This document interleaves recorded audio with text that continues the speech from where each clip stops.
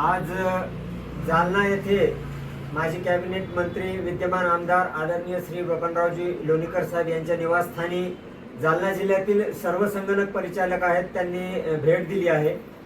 त्यांचे आभार मानायचे होते की भाऊ आमची लक्षवेधी तुम्ही वरिष्ठ सभागृहामध्ये उपस्थित केली, विधानसभेमध्ये आमचा प्रश्न लावून धरला आणि आमच्या अडीअडचणी शासन दरबारी मांडून आम्हाला न्याय मिळवून देण्याच्या अनुषंगानं आमची बाजू लावून धरली। त्याबद्दल सर्व तमाम महाराष्ट्रातल्या संगणक परिचालक संघटनेकडून आपले मनस्वी आभार, अभिनंदन।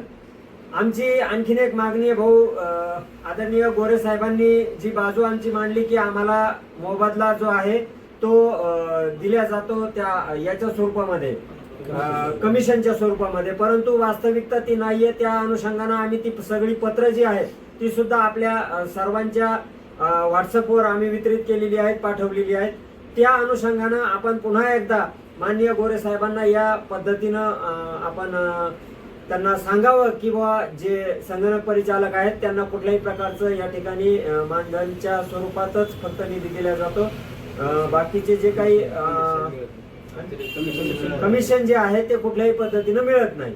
आणि आमची माननीय मुख्यमंत्री महोदय साहेब यांच्याशी सुद्धा एकदा बैठक आमची आयोजित करावी आणि त्यांच्या कानावर आमच्या ज्या अडीअडचणी आहेत त्या घालून पुन्हा एकदा आमचा प्रश्न मार्गी कसा लागेल या संदर्भात शासन दरबारी प्रयत्न करावेत ही सर्व संगणक परिचालकाच्या वतीनं विनंती करतो। थांबतो।